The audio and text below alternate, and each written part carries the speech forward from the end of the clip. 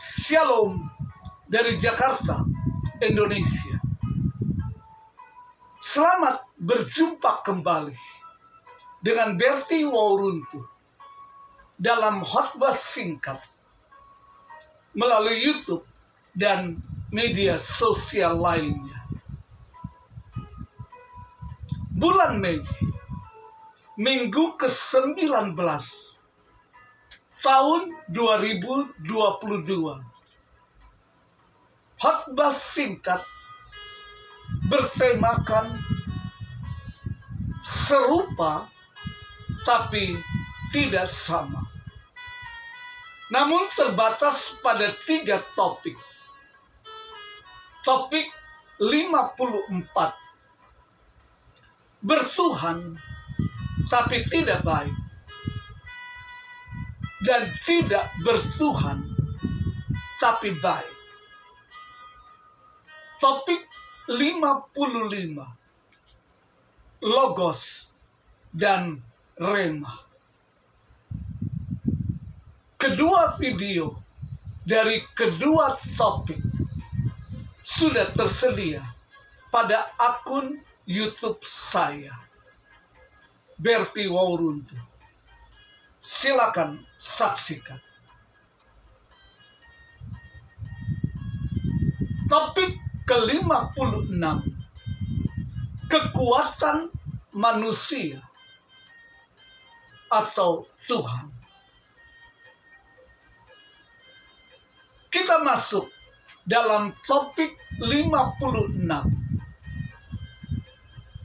Kekuatan manusia atau Tuhan. Kekuatan dipergunakan untuk membantu manusia dalam melaksanakan kegiatan hidup sehari-harinya,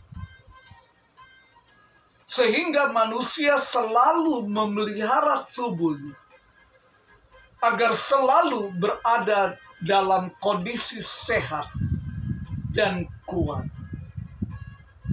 Hal ini dilakukan secara tetap dan berkesinambungan melalui serangkaian kegiatan olahraga, istirahat, asupan gizi, dan vitamin jika diperlukan.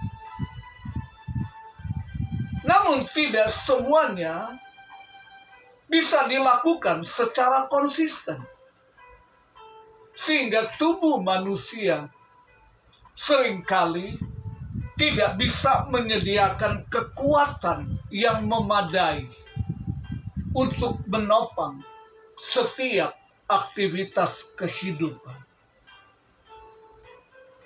Pada khotbah singkat topik 56, kita belajar dari 2 tokoh di dalam Alkitab, yaitu yang pertama, Daud, raja kedua dari bangsa Israel. Sebagai raja dengan kekuatan kuasanya, Daud memiliki segala kekuatan dan kebesaran, baik diukur dengan harta kekayaan, keturunan, serta serangkaian kemenangan di dalam peperangan.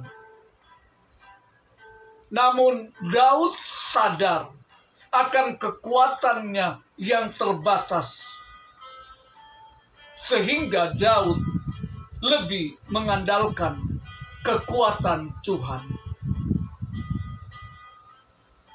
Yang kedua, Paulus, seorang rasul, penginjil,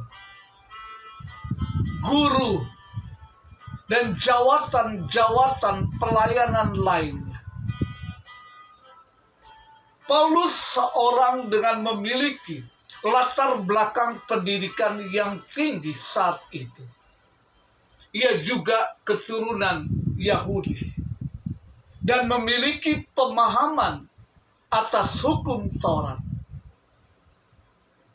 itulah sebabnya dengan segala kelebihan yang dimilikinya, baik yang sudah disebutkan maupun yang belum, semuanya itu menjadi rugi, bahkan menjadi sampah saat Tuhan memanggil dalam perjalanannya ke Damsyik.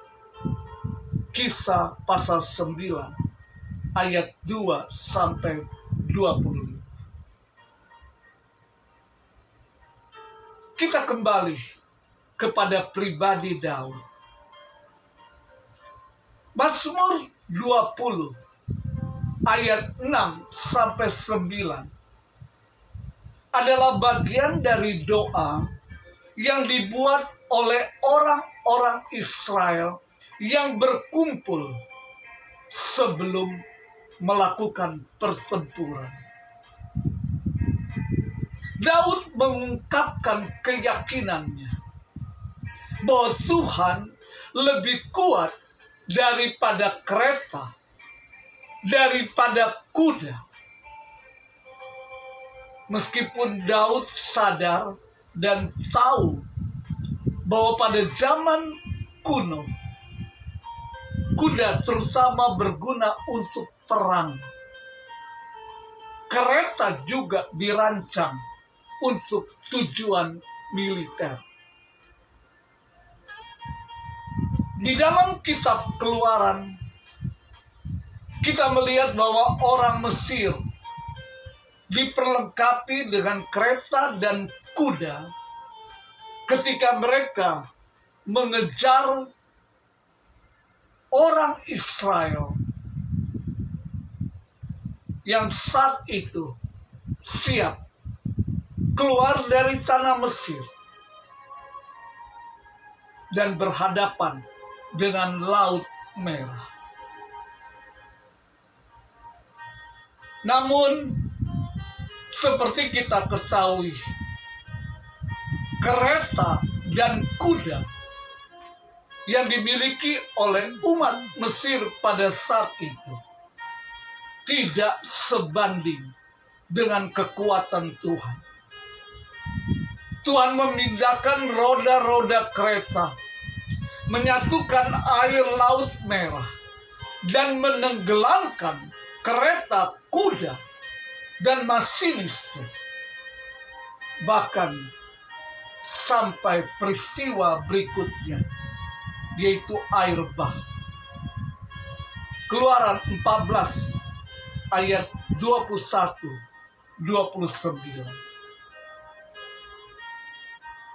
Sesungguhnya mata Tuhan tertuju kepada orang-orang yang takut akan Dia, dan kepada orang-orang yang berharap kepada kasih setia-Nya, supaya Ia melepaskan jiwa mereka dari maut, membuat mereka tetap hidup. Dalam semua pergumulan kita, kita tidak boleh mengandalkan sumber daya kita sendiri, tetapi percaya kepada Tuhan. Dia adalah penolong dan perisai kita. Mazmur 33 ayat 20. Kita masuk pada pribadi yang kedua, Paulus. Dalam 2 Korintus pasal 12 ayat 1-10 berisi uraian Paulus tentang pengalaman yang menakjubkan yang dialami oleh dirinya. Dia dipindahkan dalam arti tertentu ke surga atau Firdaus ketiga, di mana dia menerima wahyu yang tidak terkatakan dari Tuhan, untuk membuatnya tetap rendah hati setelah itu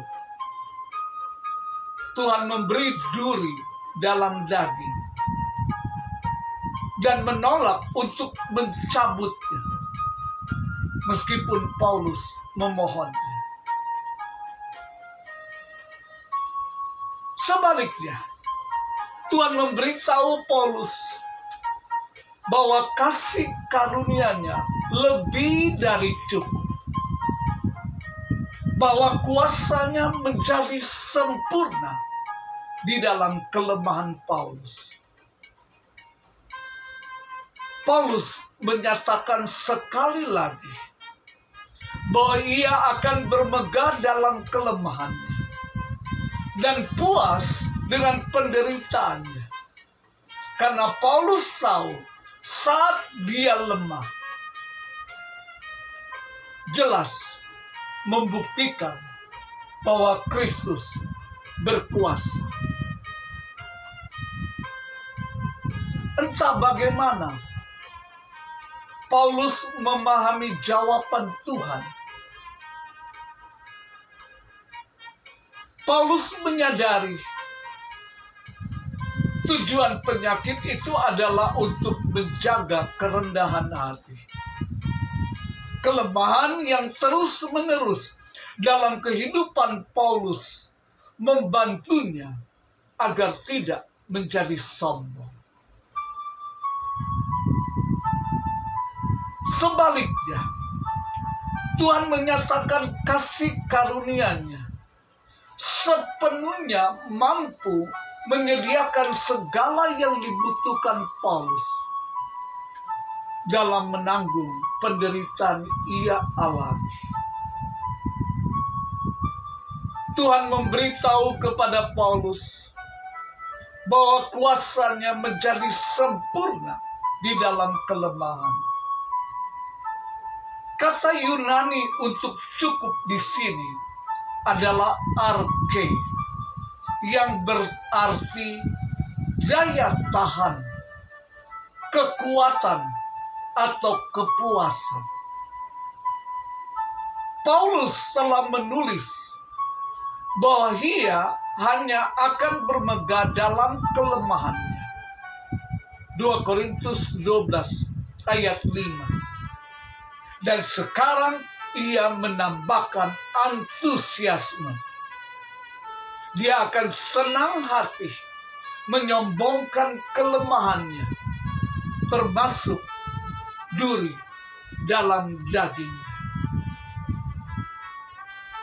Ini mengungkapkan beberapa kebenaran bagaimana Tuhan bekerja dalam kehidupan duniawi orang Kristen. 1. Tuhan bersedia menggunakan setan dan iblis untuk mencapai tujuannya sendiri. Upaya yang mereka lakukan untuk melecehkan pekerjaan dan hamba Tuhan dapat menjadi bagian dari strategi Tuhan untuk mencapai tujuannya yang tepat. Yang kedua, jawaban Tuhan atas doa selalu tunduk pada kehendak-Nya secara keseluruhan.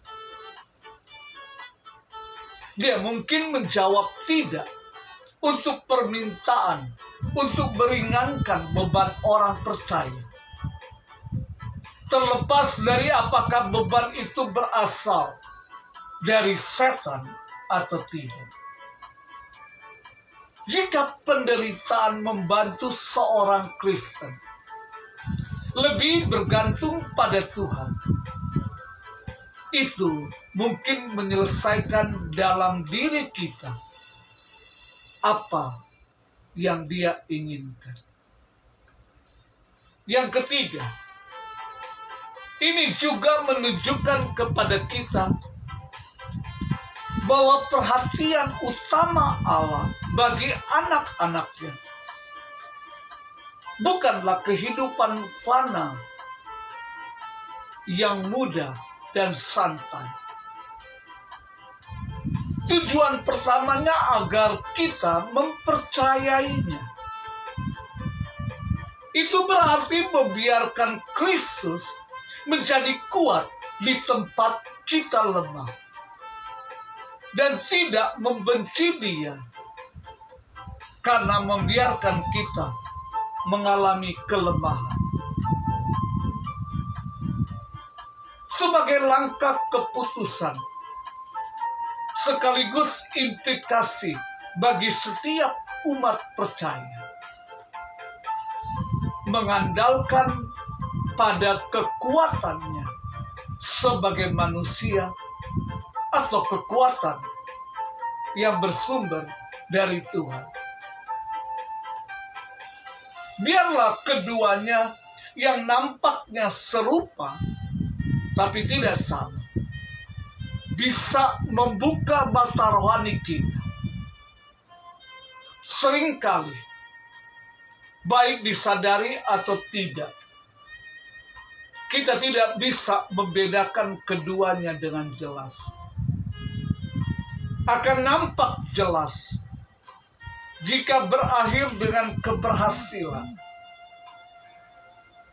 Maka lebih sering umat percaya mengatakan itu adalah keberhasilan, bukan Tuhan. Dan sebaliknya, jika berakhir dengan kegagalan atau tidak sesuai dengan harapan kita, maka biasanya yang menjadi kambing hitam bukan diri kita sendiri, melainkan Tuhan. Waktunya untuk periksa diri. Dan berubahlah cara berpikir sekarang. Tuhan Yesus memberkati.